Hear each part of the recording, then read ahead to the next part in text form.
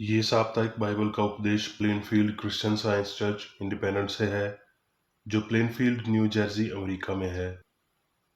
अधिक जानकारी के लिए कृपया हमारी वेबसाइट पर जाएं www.plainfieldcs.com। आपके ध्यान के लिए ये पाठ रविवार 8 नवंबर 2020 के लिए है। विषय: आदम और प्रतीत आदमी। स्वर्णपथ इफिसियों। इस कारण वो कहता है, हे सोने वाले जाग और मुर्दों में से जी उठ, तो मसीह की ज्योति तुम पर चमकेगी। उत्तरदायी ध्यान। क्रंथियों। धर्म के लिए जाग उठो और पाप न करो, क्योंकि कितने ऐसे हैं जो परमेश्वर को नहीं जानते। प्रथम मनुष्य धरती से अर्थात मिट्टी का था, दूसरा मनुष्य स्वर्गीय है। और जैसे हमने उसका रूप जो मिट्टी का था धारण किया, वैसे ही उस स्वर्गीय का रूप भी धारण करेंगे। देख, मैं तुमसे भेद की बात कहता हूँ कि हम सब तो नहीं सोएंगे, परंतु सब बदल जाएंगे। क्योंकि अवश्य है कि ये नाशमान देह अविनाश को पहन ले, और ये मरणहार देह अमरता को पहन ले। परंतु परमेश्वर का धन्यवाद हो, जो हमारे प्रभु यीशु मसीह द्वारा हमें जयवंत करता है। पाठ उपदेश बाइबल में से। उत्पत्ति। आदि में परमेश्वर ने आकाश और पृथ्वी की सृष्टि की, और पृथ्वी बेडोल और सुनसान पड़ी थी, और गहरे जल के ऊपर अंधियारा था, तथा परमेश्वर का आत्मा जल के ऊपर मंडलाता था। फिर परमेश्वर ने कहा, हम मनुष्य को अपने स्वरूप के अनुसार अपनी समानता में बनाएं, और वह समुद्र की मछलियों और आकाश के पक्षियों और घरेलू पशुओं और सारी पृथ्वी पर और सब रेंगने वाले जंतुओं पर जो धरती पर रेंगते हैं अधिकार रखें। तब परमेश्वर ने मनुष्य को अपने स्वरूप के अनुसार उत्पन्न किया, अपने ही स्वरूप के अनुसार परमेश्वर ने उसको उत्पन्न किया, नर और नारी करके उसने मनुष्यों की सृष्टि की। और परमेश्वर ने उनको आशीष दी और उनसे कहा, फूलो फलो और पृथ्वी में भर जाओ और उसको अपने वश में कर लो, और समुद्र की मछलियों तथा आकाश के पक्षियों और पृथ्वी पर रेंगने वाले सब जंतुओं पर अधिकार रखो। तब परमेश्वर ने जो कुछ बनाया था सबको देखा, तो क्या देखा कि वो बहुत ही अच्छा है। उत्पत्ति। तो भी कोहर पृथ्वी से उठता था, जिससे सारी भूमि सिंच जाती थी। और यहोवा परमेश्वर ने आदम को भूमि की मट्टी से रचा, और उसके नथनों में जीवन का श्वास फूंक दिया, और आदम जीवता प्राणी बन गया।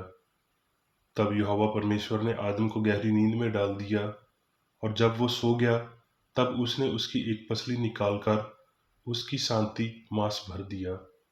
और यहोवा परमेश्वर ने उस पसली को जो उसने आदम में से निकाली थी स्त्री बना दी, और उसको आदम के पास ले आया।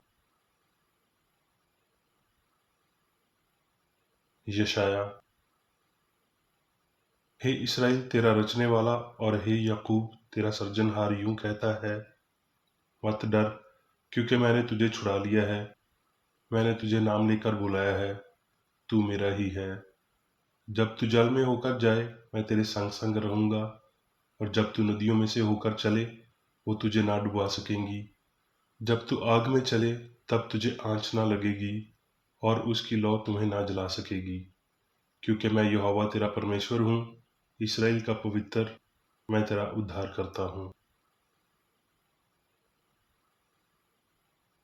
भजन संहिता। मनुष्य चाहे प्रतिष्ठित भी हों, परंतु यदि वो समझ नहीं रखते, तो वो पशुओं के समान हैं जो मर मिटते हैं। मत्ती। और यीशु सब नगरों और गांवों में फिरता रहा, और उनकी सभाओं में उपदेश करता और राज्य का सुसमाचार प्रचार करता रहा। मत्ती। उन्हें भेज दिया और सब बीमारों को उसके पास लाए और उससे विनती करने लगे कि वो उन्हें अपने वस्त्र के आंचल ही को छूने दे, और जितनों ने उसे छुआ वो ठीक हो गए। यूहन्ना। मरियम और उसकी बहन मार्था के गांव बैतनिय्याह का लाजर नाम एक मनुष्य बीमार था। ये सुनकर यीशु ने कहा, ये बीमारी मृत्यु की नहीं, परंतु परमेश्वर की महिमा के लिए है, कि उसके द्वारा परमेश्वर के पुत्र की महिमा हो। उसने ये बातें कहीं और इसके बाद उनसे कहने लगा कि हमारा मित्र लाजर सो गया है, परंतु मैं उसे जगाने जाता हूँ। तब उन्होंने उस पत्थर को हटाया। फिर यीशु ने आंखें उठाकर कहा, हे पिता, मैं तेरा धन्यवाद करता हूँ कि तूने मेरी सुन ली है, और मैं जानता था कि तू सदा मेरी सुनता है, परंतु जो भी आसपास खड़े हैं उनके कारण मैंने ये कहा, जिससे कि वो विश्वास करे कि तूने ही मुझे भेजा है। ये कहकर उसने बड़े शब्द से पुकारा कि हे लाजर, निकल आ। जो मर गया था वो कफन से हाथ पांव बंधे हुए निकला, और उसका मुंह अंगूछे से लिपटा हुआ था। तब यीशु ने उनसे कहा, उसे खोलकर जाने दो। अय्यूब।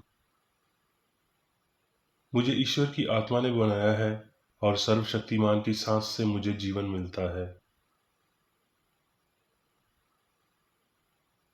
रोमियो। जबकि परमेश्वर का आत्मा तुम्हें बसता है तो तुम शारीरिक दिशा में नहीं, परंतु आत्मिक दिशा में हो। यदि किसी में मसीह का आत्मा नहीं तो वो उसका जन नहीं। यदि उसी का आत्मा जिसने यीशु को मरे हुओं में जिलाया तुम में बसा हुआ है, तो जिसने मसीह को मरे हुए में से जिलाया वो तुम्हारी मरणहार देहों को भी अपने आत्मा के द्वारा जो तुम में बसा हुआ है जलाएगा। इफसियों। एक ही देह है और एक ही आत्मा, जैसे तुम्हें जो बुलाए गए थे अपने बुलाए जाने से एक ही आशा है। एक ही प्रभु है, एक ही विश्वास, एक ही बपतिस्मा, और सबका एक ही परमेश्वर और पिता है, जो सबके ऊपर और सबके मध्य में और सब में है। पर हम में से हर एक को मसीह के दान के परिणाम से अनुग्रह मिलता है, जब तक कि हम सब के सब विश्वास और परमेश्वर के पुत्र की पहचान में एक न हो जाएं और एक सिद्ध मनुष्य न बन जाएं, और मसीह के ऊपर पूरे डेलडोल तक न बढ़ जाएं, ताकि हम आगे को बालक न रहें, जो मनुष्यों की ठग विद्या और चतुराई से उनके भ्रम की युक्तियों की और उपदेश की हर एक ब्याह से उछाले और इधर उधर घुमाए जाते हैं, वरन प्रेम में सच्चाई से चलते हुए सब बातों में उसमें जो सर है अर्थात मसीह में बढ़ते जाएं। वरन तुमने सचमुच उसकी सुनी, और जैसा यीशु में सत्य है उसी में सिखाए भी गए, कि तुम अगले चाल चलन के पुराने मनुष्यात्व को, जो भरमाने वाली अभिलाषाओं के अनुसार भ्रष्ट होता जाता है, उतार डालो, और अपने मन के आत्मिक स्वभाव में नए बनते जाओ, और नए मनुष्यात्व को पहन लो, जो परमेश्वर के अनुसार सत्य की धार्मिकता और पवित्रता में सृजा गया है। यूहन्ना। हे प्रियो, अभी हम परमेश्वर की संतान हैं, और अब तक ये प्रगट नहीं हुआ कि हम क्या कुछ होंगे, क्योंकि उसको वैसा ही देखेंगे जैसा वो है। और जो कोई उस पर ये आशा रखता है वो अपने आप को वैसा ही पवित्र करता है जैसा वो पवित्र है। लेवाव्यवस्था। तुम पवित्र बने रहो, क्योंकि मैं तुम्हारा परमेश्वर यहोवा पवित्र हूँ। अब मैं मेरी बेकर ईडी द्वारा क्रिश्चियन साइंस की किताब विज्ञान और स्वस्थ शास्त्रों की कुंजी के साथ के साहस संबंधी अंश पढ़ूंगा। विज्ञान और स्वस्थ। उत्पत्ति 1:27। तब परमेश्वर ने मनुष्य को अपने स्वरूप के अनुसार उत्पन्न किया, अपने ही स्वरूप के अनुसार परमेश्वर ने उसको उत्पन्न किया, नर और नारी करके उसने मनुष्य की सृष्टि की। इस शंख विचार पर जोर देने के लिए यह दोहराया जाता है कि ईश्वर ने मनुष्य को अपनी छवि में बनाया, दिव्य आत्मा को प्रतिबिंबित करने के लिए। उत्पत्ति 2:6। तो भी कोहर पृथ्वी से उठता था, जिससे सारी भूमि सिंच जाती थी। उत्पत्ति के दूसरे अध्याय में ईश्वर और ब्रह्मांड के इस भावतिक दृष्टिकोण का विवरण है, एक कथान जो पहले दर्ज किए गए वैज्ञानिक सत्य के बिल्कुल विपरीत है। पहले रिकॉर्ड का विज्ञान दूसरे के झूठ को साबित करता है। यदि एक सच है तो दूसरा गलत है, क्योंकि वो विरोधित हैं। पहला रिकॉर्ड भगवान को सभी शक्ति और सरकार प्रदान करता है और मनुष्य को भगवान की पूर्णता और शक्ति से समर्पण करता है। दूसरा रिकॉर्ड कलंकरुमिक मनुष्य के रूप में उत्परिवर्तित और नश्वर जैसा कि ज्योता से टूटकर और स्वयं की कक्षा में परिक्रमा करते हुए अस्तित्व देवत्व से अलग विज्ञान असंभव के रूप में समझाया जाता है। ये दूसरा रिकॉर्ड अचूक रूप से अपने भय रूपों में त्रुटि का इतिहास देता है, जिसे जीवन और बुद्धि कहा जाता है। ये पैंथजिम को रिकॉर्ड करता है, दिव्य आत्मा की स्वच्छता के विपरीत, लेकिन इस राज्य को अस्थायी घोषित किया जाता है और ये आदमी नश्वर हो जाता है। यीशु ने दिखाया कि एक नश्वर मनुष्य मर्दानगी का वास्तविक सार नहीं है और ये कि असत्य सामग्री मृत्यु दर वास्तविकता की उपस्थिति में गायब हो जाती है। यदि यीशु ने मौत के सपने भरम से लाजर को जगाया, तो ये साबित हुआ कि मसीह गलत अर्थों में सुधार कर सकता है। शक्ति और दिव्य मन की इच्छा के इस घात परीक्षण पर संदेह करने की हिम्मत कौन करता कि मनुष्य हमेशा के लिए अपनी पूर्ण स्थिति में बरकरार रहे और मनुष्य के संपूर्ण क्रिया को संचालित करे। कोई भी जो भगवान के विचार और मानवता के बीच असंगति का अनुभव करने में सक्षम है, भगवान के आदमी और मनुष्य के पापी परिवार के बीच भेद क्रिश्चियन साइंस के द्वारा किए गए को समझने में सक्षम होना चाहिए, जो उनकी छवि में बना है। मानव का ये विचार भौतिक कुछ भी नहीं है, जिसे विज्ञान वास्तविक करता है। शारीरिक मन को उत्तेजित करता है और ये कार्मिक मन की दुश्मनी का मुख्य कारण है। रक्त, हृदय, फेफड़े, मस्तिष्क का जीवन ईश्वर से कोई लेना देना नहीं रखते। वास्तविक मनुष्य का प्रत्येक कार्य मन द्वारा संचालित होता है।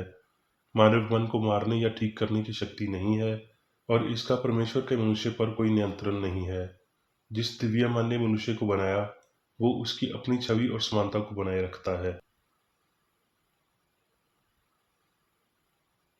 ईश्वरीय विज्ञान अमूर्त कथान की व्याख्या करता है कि निम्नलिखित स्पष्ट प्रस्ताव द्वारा एक मन है।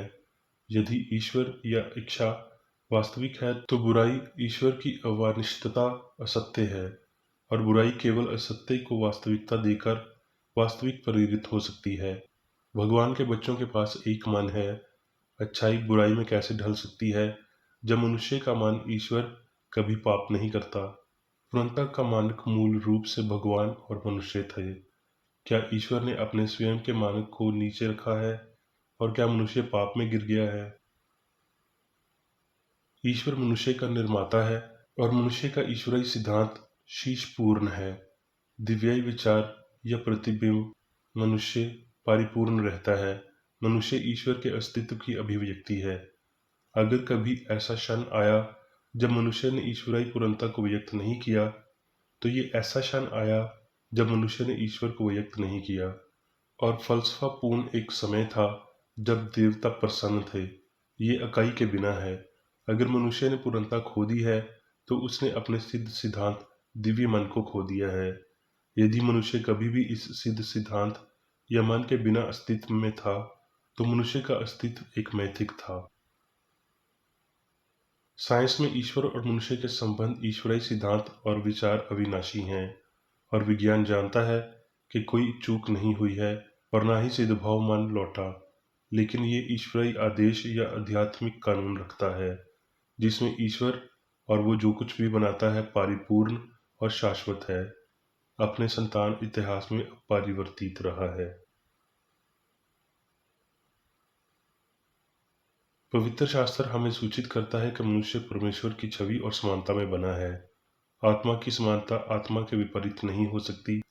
मनुष्य आध्यात्मिक और परिपूर्ण है, और आध्यात्मिक और परिपूर्ण होने के कारण उसे इसी तरह से क्रिश्चियन साइंस में समझना चाहिए। आदमी विचार प्रेम की छवि है, वो काया नहीं है। मनुष्य पाप, बीमारी और मृत्यु के लिए अक्षम है। वास्तविक मनुष्य पवित्रता से विद्या नहीं कर सकता। ना ही परमेश्वर, जिसके द्वारा मनुष्य का विकास किया गया है, पाप करने की क्षमता या स्वतंत्रता प्रदान करता है। भौतिक शरीर और मन लौकिक हैं, लेकिन वास्तविक मनुष्य आध्यात्मिक और शाश्वत है। असल आदमी की पहचान नहीं खोई है, लेकिन इस स्पष्टीकरण के माध्यम से पाया जाता है। इसके लिए अस्तित्व और सभी पहचान के प्रतिचित अविभाजित है और अप्रवर्तित रहता है। जब भगवान सब और अनंत काल के हैं, तब ये असंभव है कि मनुष्य को वास्तविक रूप से खोना चाहिए। मनुष्य के पूर्ण, यहाँ तक कि पिता के रूप में भी पूर्ण होने का विज्ञान बताता है, क्योंकि आध्यात्मिक मनुष्य का आत्मा या मन ईश्वर है, जो सभी का दिव्य सिद्धांत है, और क्योंकि ये वास्तविक व्यक्ति आत्मा की बजाय शरीर के नियम द्वारा शासित है, न कि पदार्थ के तथाकथित नियमों द्वारा।